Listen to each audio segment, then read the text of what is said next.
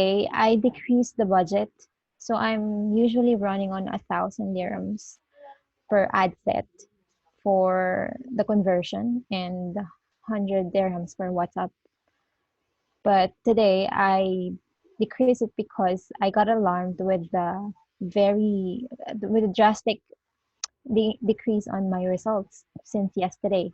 So I don't Okay. know whether the competition got tighter or Hmm. what happened because for the first 2 weeks, first week to second half, mid of second week, I'm doing okay. My ROAS is okay, but suddenly it Okay. dropped. Yeah. Got it. Okay. Yeah, so Mm. let's take a look. So the return on ad spend is currently, I'm gonna go ahead and request access Yeah, just sure. to take Yeah, a great. look. Yeah. And then your return on ad spend is, let's see, Let's see the ROAS. what is the goal? What is the goal return on ad spend?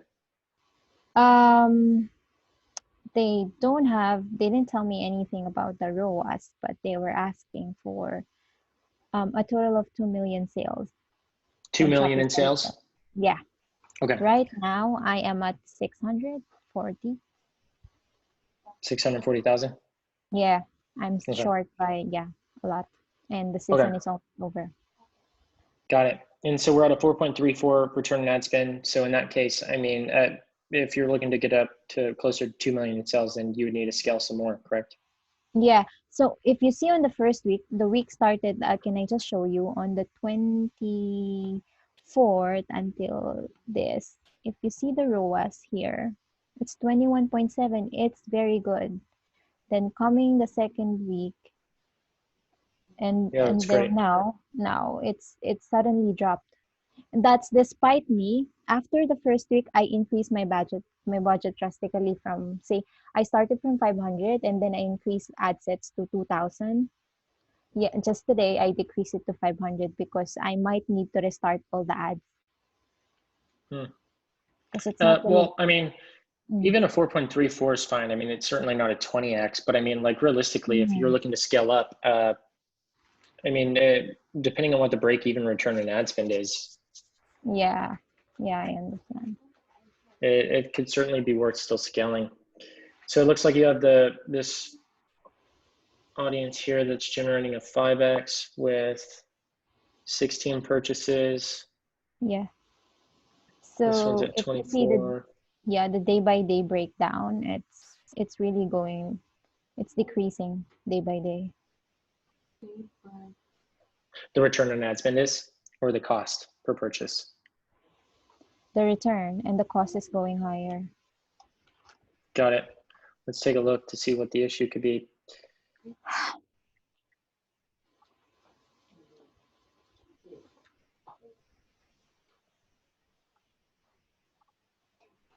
So it looks like realistically your first time impression ratio is a big driver in this because your cost per purchase is starting to go down in this case, but your return on ad spend it's actually not going up. So Yeah. even though your cost per purchase might be going down, you're just not getting people who are buying multiple products anymore. Mhm. So Yes, realistically, what the issue seems to be is the first time impression ratio. You were here at whenever you're only spending $154 per purchase yeah. and having about a higher than a 5x. You had 100% first time impression ratio, meaning you only reached new people. But right now, just yesterday, you only reached 38% of new people. That means like Yeah. 62% of your audience was like had already seen these ads, which makes sense to why you might only have a few purchases but not a high return on ad spend because you've already Mm. captured them. And So even I've though this is a broad saturated. audience, Yeah. even though it's a broad audience, you likely, yeah, I mean, it's 1.5 million, so you've probably saturated this specific audience itself. Are they limited by the location size? I targeted KSA, Saudi, but I did not get any returns, so I stopped it. I spent like 5,000 dirhams, which is around $1,300, if I'm not mistaken, and I didn't Okay, get a lot of returns. So I stopped. Eventually, I stopped all my conversion going to KSA. So now I'm focusing on United Arab Emirates. okay. Yeah, so I mean, in this case, with the audience size being looks like a max of a 1.5 million, Mm, realistically, that in order to it, not overly saturate your audience with one mm, specific piece of creative, right? Because you're going to always end up reaching your audience more than once in this case, it looks like. So even if you do see your first time impression ratio going down, to combat yeah. that with a small audience size, you're going to have to focus on separate creatives, right? So like creatives that they haven't seen before, ads that are new to them, and get them to Mm, buy other portions of the product. So getting people to different audience segments that probably wouldn't have bought based off the creatives you've shown them before, but the new ones that you show them now, it might be a product that they want and then they purchase. And this okay. also applies for being able to show new ads to people who've already purchased in the past, but getting them to purchase more, thus raising your average return on ad spend. So the play Mm, here is not only just the audience to some perspective where you might want to test some more, but realistically, it's going to come down to the ad level because you are capped by a 1.5 million audience size. yeah. Does that make sense? Yeah, yeah, I understand. Yeah. So I would end up launching more ad variations. Do you have ad variations that you've known that have won in the past, or ads? How many ads have you tested overall? Oh, a lot. Okay. Um, so see, this one is a new artwork that I've used. I mean, it's a new video. The first one that I used, the reason why I changed it is because the products are already sold out. And right now, I don't have much material from the graphic designer. So I just said, just give me whatever you have right now. And it seems like, yeah, this video is not performing well so much. Um, if it's worth it, should I just, because I don't have enough videos right now. Can I just switch to pictures, which are new collections, but pictures like carousel post? Yeah, go for it. Carousels work good in most Mm, cases with e-commerce brands like these. Of course, this video, I mean, it makes sense to why it looks like it's getting a good return and had mm, been performing for a while because I mean, it, it's smooth and I mean, it looks good. So yeah. it could be a big driver in why it's getting purchases. So Mm-hmm. if you go to carousel, what I'd recommend is keeping the text the same, except of course, don't use a product that's not in this collection. Just make sure Okay. that you change out the specific keyword like R blank collection, whatever that Mm, is, whichever product you switch it to, just make sure to switch that name, but mm, keep your sparkle on, even if it doesn't even have a sparkle in the shoe or yeah. the product itself, don't even worry about it. Just use that word anyways, because it's probably Yeah. working and it's going to continue to work. So we Mm, found that you could use the exact same copy with like multiple different products uh-huh. and it will still end up performing just as well as the previous ads were. Because if the copy's always winning, then it's really just like cycling out new creatives to the point to where you can continue to grow Mm, your return on ad spend that way. And it's been extremely effective in cases we've tried. So I'd end up doing that. Keep the copy the same, just change out the one mm. keyword for the product name, and then Okay. just do different creatives. All right. Okay. Mm,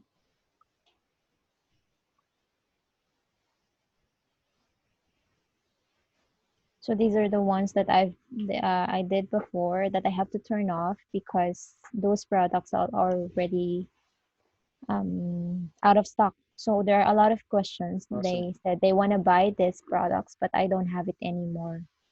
So Yeah. I this is a different copy, different everything. All right. So another scenario, just go to another product, use the same copy, Yeah. glam up your style. Glam up, I can tell you right now, we've used this in so Mm, many different ads. Glam up is such a hot keyword in getting people to make purchases and get a high return on ad spend. I think anytime we use glam up, it was like an 8x ROAS always. It's so weird. That's okay. not everyone, but I mean, it makes sense in your case too. So I would use the Mhm. same copy. Mhm. Of course, making sure that you don't, that you change out the main words that need to be Yeah. changed. But just swap out the different products, right? Just Yeah. change out, like literally just do every type of product they have in stock and Mhm. run it and see what happens. I can assure you that you'll likely see a good return on ad spend and growing. So should And just I keep still, selling out the yeah. products. So should I still be using the same ad sets, same audience, Yeah, of just course, different because they're creative? working. Yeah. Okay. Yeah. Um, And then like the only thing is it's 1.5 million audience. So I can only see how I couldn't see how many more audiences you could really come up with without making them all too small. Right. So mm, realistically, I think you'd be fine with just the ones you have and just testing those new creatives altogether because your first time impression ratio will probably continue to go down, but it's just important to show them something new to make a purchase. Okay. All right. Got it. So this is for the broad audience. Would you want to look at my custom lookalike, which is for my warm audiences? So here, I Sorry, I can't see really, the scroll bar. There we go. sorry. So here on the ad set level, I have custom lookalike on the ad set level. So yeah, yeah, right, that's right. The broad audience, no, the custom lookalike audience, the one that I use, I believe is video views. So these are just the same. I just duplicated them because I saw that it was working, but then suddenly it's not working anymore. So Got if you it. can see, I have a lot of tests before. I had one from KSA, which I spent a lot, but my return is not too much.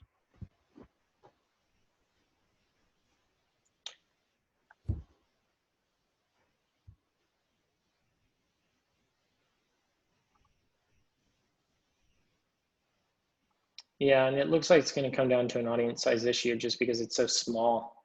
Mm. So this one, should I be changing my custom lookalike sets? Yeah, I mean, you're limited by audience size. So once again, I Mm. think you're just going to have to stick with the broader targeting because you're going to be maxed out on those how how big of an audience size you can reach before you're overscaling, right? Mhm. Yeah. Let's also check here real quick one more time from this broad audience. So it's 1.5 million, but I saw on the other one you're excluding certain placements. Are you doing that here? So you're I'm only doing doing it Instagram. because most of my sales, I mean, all of my sales are coming from Instagram. So at first, I was paying for people who are viewing on Facebook, but I barely get conversions from them. So I figured that on my next ad, I'm going to turn off Facebook and just Hmm. maximize Instagram. And Okay. then it dropped. So I don't know Yeah, if it's because I limited my placement or, almost always. yeah. Yeah, and then we're going to confirm here. So let's see. So on Facebook at 3.14, audience network at 2, Messenger 29, but that's only one purchase. Yeah, a bulk of your purchases are coming from Instagram. Uh, Mm-hmm. but let's see here. Last 14 days, about a 3.31 on Facebook. Yeah.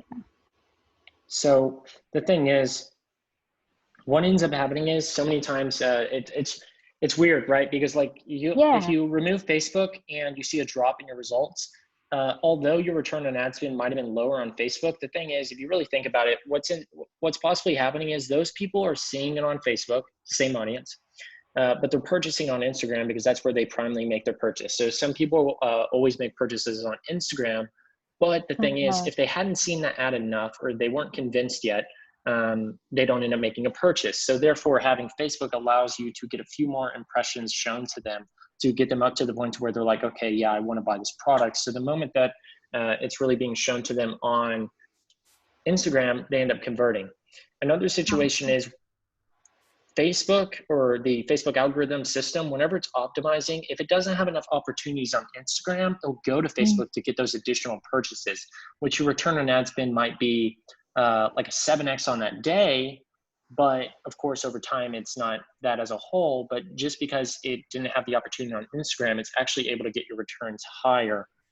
Even though it might show a lower return here on Facebook, you might actually have an overall average higher return because now you getting those extra placements on Facebook and the audience network, plus those extra purchases, it's actually raising your overall average despite it not looking like that when you're taking these metrics for face value. Does that make Mm-hmm. sense? Yeah, yeah, I understand. That's what I was thinking about as well. So maybe they have seen my ad enough on Facebook and then they finally decided to buy on Instagram because they're like people who buys from Instagram. Yeah. When did you make this change? Last week, I mean, it's been running for over a Okay. week now. After the first few ads, the one that I told you, I mean, the one that I've shown you, whereas my ROAS was like 21 point something. So I made an analysis and said I saw that I was paying for impressions from Facebook wherein I'm not getting Yeah. a lot of conversion. So I turned it And off. yeah. And if you see here, like, look, sorry to cut off for a second, but I Sure. mean, it's just such a heavy decrease, right? 77% down Yes. after making that change. You lost 14x. You went from 19 to Yeah. 4 after that removal. So many people, and time and again, will end up removing those placements, and then they can't make sense of what it was that actually ended up resulting in the drop off. Is it just like a bad week? What is the case? But realistically, uh, it's hard to tell, like, hey, even though we removed the Facebook placement, like, shouldn't our return on ad spend go up higher, because we're getting higher returns on Instagram. But Mm. when you think of it from the scenario that we were just looking at, realistically, like, it ends up hurting it significantly. And we can see that here, like a 77% drop off. So yeah, I would switch all back to automatic and see what, how the results are there. All right, cool. So that's what I'm gonna do. I think I'm gonna switch off all my ads today, and I'm gonna make a new one, and put back my placement to automatic. Yeah, that'd be Yeah. great.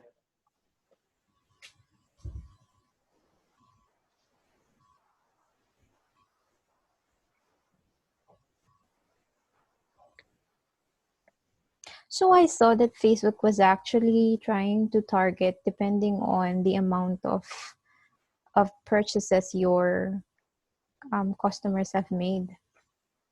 So like depending on the spending behavior. At what point do you actually use those kind of database? Because say for example, you only have a 2000 database with purchasing record which I got from Shopify. Is it worth putting it down there for or I not? wouldn't be looking for any database or data really in a situation where you're limited to 1.5 million or 2 million audience size. There's only Yeah, so many that's what I ideas you can thought. come up with before it's exhausted, right? So Mhm. you might as well just get a really solid, broad audience in place where you're just able to launch new creatives with proven variations of that creative to just perform. For instance, like swapping out the image of a product and still seeing high returns and keeping things Yeah. fresh. Mm-hmm. Okay. Yeah. Cool. Yeah, I mean, like, those are the recommendations. All in all, I mean, that should raise your return on ad spend significantly and get you back on track to that 2 million. Yeah. And should I be concerned that most of my ads are not actually exiting the learning phase, but it's actually delivering? Uh, None of my ads I exits wouldn't say learning. so. No, because the thing is, if you're getting a 20x just last week and really just Yeah. a 4 to From 20, 5x this week, like, yeah, 24th of April until 5th of May, I'm getting a lot of. I wouldn't worry too much about it. How many purchases are you getting on a weekly basis? Do we know? I mean, it looks like you got 75 on this campaign. So uh, let's see. But if you see it on a day by day break. Yeah, the thing is, you would have to end up getting 50 conversions per audience for this to exit.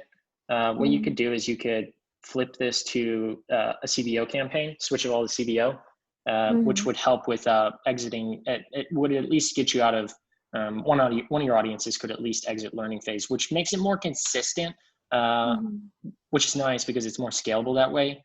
But all in yeah. all, I wouldn't say it's like a significant impact that's hurting you. It's just it could be an extra edge, and the way to at least get one audience out of this scenario to exit would be to switch to CBO, because then Sure. CBO could switch the budget for you. Okay. All right. Yeah, Got it. cool. Cool. Thank you. I think that's what I needed to hear.